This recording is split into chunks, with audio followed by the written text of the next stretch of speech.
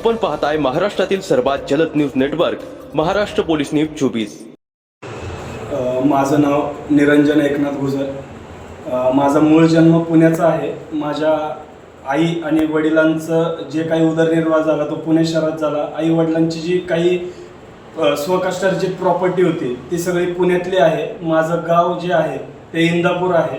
माझ्यावर इतका अमानुष स्वरूपाचा गेले 8 वर्ष अन्याय व अत्याचार करण्यात आलेला आहे आणि त्याचे मुख्य कारण आई वडिलांनी कमवलेली संपत्ती आहे। आणि ही सर्व संपत्ती एकतर्फी बळकावण्यासाठी माझी बहीण अमृता एकनाथ गुजर उर्फ अमृता सत्यराज नानावरे आणि तिचा जो पती आहे सत्यराज नानावरे यांनी एक खोटा बनाव माझ्या आईचे निधन 2017 साली झाल्यापासून जो रचला की त्याच्यामध्ये माझे खोटे पोलीस स्टेशनला रेकॉर्ड बनवणे, मी व्यसनी अंमली पदार्थांच्या आहारी गेलेलो व्यक्ती आहे असे भासवणे, तसेच ह्यांना संपूर्ण हे जे काही सहकार्य आहे बेकायदेशीर मार्गाने प्रॉपर्टीतून बेदखल करण्यासाठी एक पुण्यामधील मानव अधिकार संघटना जी आहे त्याचे मानव अधिकारचे महाराष्ट्र राज्य अध्यक्ष सुनील हनुमंत काकडे ही व्यक्ती व त्याच्या हाताशी असणारी एक अनलिगल व्यसनमुक्ती संस्था राईट स्टेप फाउंडेशन आणि त्याचे जे संस्थापक अध्यक्ष आहेत सचिन अशोक साळवे यांनी हा सगळा खोटा बनाव रचला।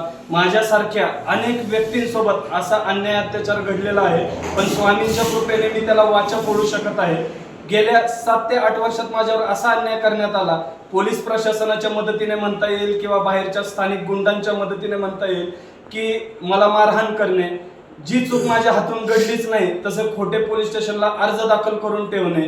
त्याच्यानंतर ज्यावेळेस 15 फेब्रुवारी 2019 रोजी माझ्या मुलाचा जन्म झाला त्याच्यानंतर काही आई वडिलांकडनं येणारी जी काही मिळकत असेल ती मला मिळेल आणि ती मला मिळू नये ह्या कारणासाठी एक खोटा बनाव रचून माझ्या पत्नीच्या आईला हाताशी धरून ज्या वडिलांनी जो बावधन भागामध्ये एक 2 BHK फ्लॅट राहण्यास दिला होता 10 फेब्रुवारी 2020 रोजी बेकायदेशीर मार्गाने सुनील हनुमंत काकडे या व्यक्तीने त्याच्यावर ताबा मारून दिला व तो ताबा अशा स्वरूपाचा मारला त्याचे सर्व ठोस पुरावे माझ्याजवळ असून त्याच्यावर मी वाचा फोडत असताना माझी पत्नी पूजा निरंजन गुजर हिच्यावर दबाव टाकून तिला हाताशी घेऊन कोथरूड पुणे येथील पोलीस स्टेशन मध्ये खोटे बनावट अर्ज देणे व मला संपवण्याचा प्रयत्न करणे हे सगळं घडत असताना मी कोरोना लॉकडाऊन पिरियड मध्ये वाईट व भीषण जीव घेण्यासारखी परिस्थिती भोगून सुद्धा आत्महत्याग्रस्त असताना सुद्धा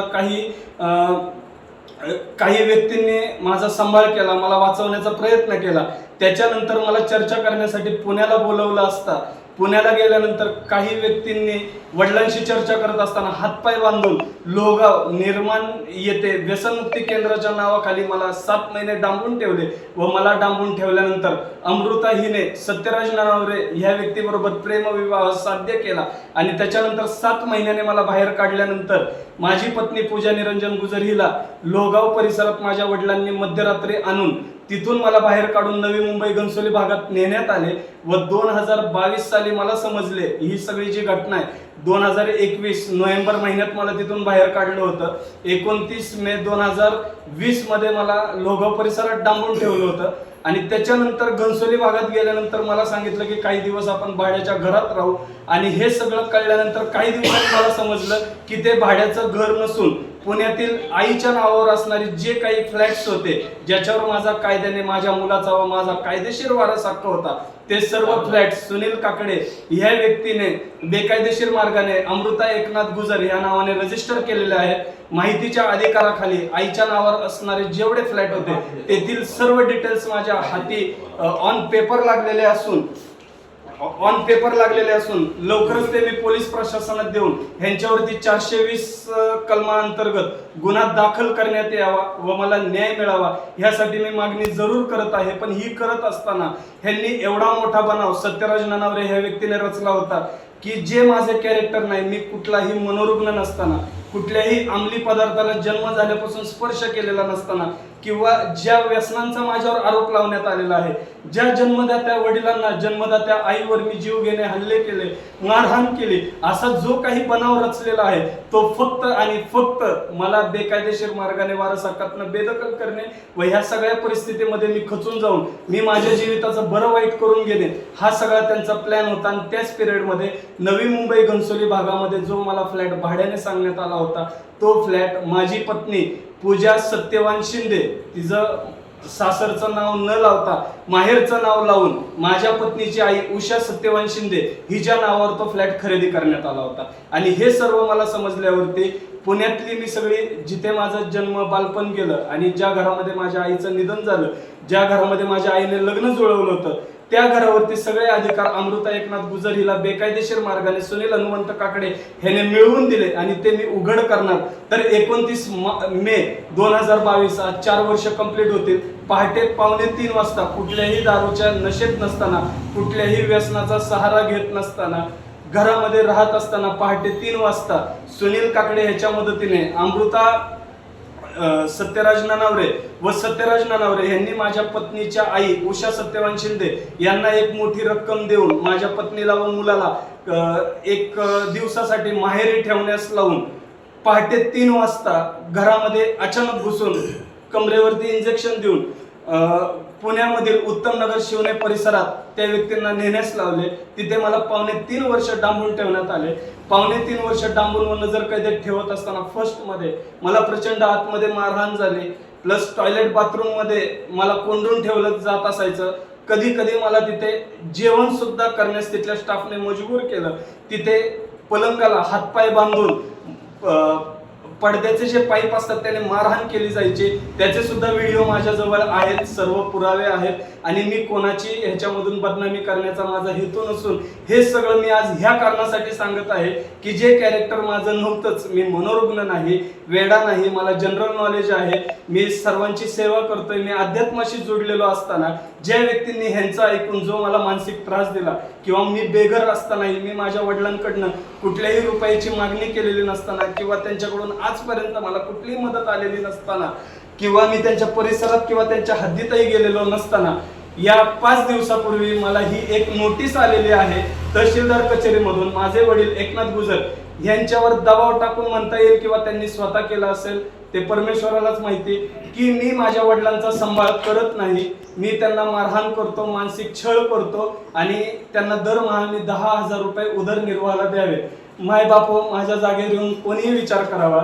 ज्या वडिलांना 1,70,000 रुपये घरामध्ये पेन्शन येते, प्लस त्यांचे बँक शेअर्स आहेत, त्यांच्याशी माझा कुठलाही संपर्क नाही, मला कोणालाही आधार नाही. अमृता एकनाथ गुजर हिने 2019 साली वडिलांशी चर्चा करण्यास गेलो असता ह्या उजव्या डोळ्यावर जो आघात केलाय ह्याच्यामध्ये माझी कायमची दृष्टी गेलेली. बेघर आणि निराधार करताना नुसतं मला बेघर करण्यात आलेलं नाही, तर माझी पत्नी, माझा मुलगा सुद्धा माझ्या आयुष्यातून हिरावून घेतलेला आहे. आणि एवढं सगळं असताना जर मी कष्ट करून जगत असेल तर माननीय पोलीस प्रशासनामध्ये, न्याय व्यवस्थेमध्ये खोटे बनावट अर्ज दाखल करून ठेवणे, जे आरोप माझ्यावर लावण्यात आलेले त्या आरोपांचा त्यांच्याकडे कुठल्याही स्वरूपाचा पुरावा नसून माझी तशी कृत्यच नाहीत. आणि ज्या गोष्टी मी आज तुम्हाला सांगत आहे, प्रत्येक शब्दाचा, प्रत्येक माहितीचा आणि ज्या कारणाचा मी न्याय मागत आहे, त्याचा सर्व पुरावे माझ्याजवळ आहे. आणि ज्या पुणे शहराच्या हद्दीमध्ये गेली 3 वर्ष मी पाऊलच ठेवलेलं नाही. 29 मे 2022 साली जे काही मला डांबून ठेवण्यात आलं होतं, 3 ऑगस्ट 2024 रोजी मी जी सुटका केली आणि माझ्या गावी येऊन माननीय शिवसेनेचे ज्येष्ठ पदाधिकारी विशालदादा बोंद्रे यांच्याकडे मी न्याय मागण्यासाठी व मी आयुष्य संपवण्यासाठी 29 ऑक्टोबर 2024 रोजी माझ्या गावी पाऊल ठेवलं होतं.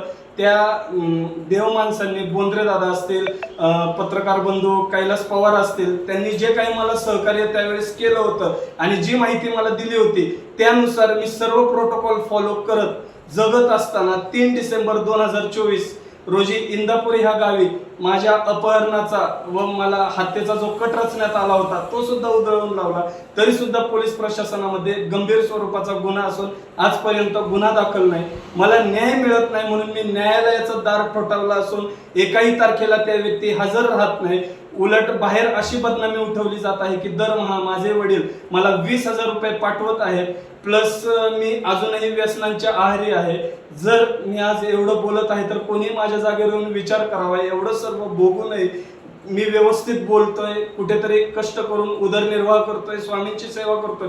तो माणूस मनोरुग्ण कसा असू शकतो? तो माणूस दारुडा गंजाडा कसा असू शकतो? आणि ही जी काही व्यसनमुक्ती संस्था आहे राईट स्टेप फाउंडेशन, त्याचे जे अध्यक्ष सचिन साळवे आहेत आणि सुनील हनुमंत काकडे, ह्या व्यक्तींचा व्यवसाय असून फक्त पोलीस प्रशासनाकडून माझा गुन्हा दाखल करण्यात यावा. आतापर्यंत जेवढ्या व्यक्तींवर अन्याय अत्याचार झालेले आहेत, ज्या व्यक्ती निर्व्यसनी असतानाही त्यांना बेकायदेशीर मार्गाने त्यांच्या आई वडिलांच्या संपत्तीतून बेदखल करण्यासाठी हे जे काही नाट्य रचलं जात आहे ते 100% उघड झाल्याशिवाय राहणार नाही. आणि आज आपल्या सर्व बंधूंची मी मदत,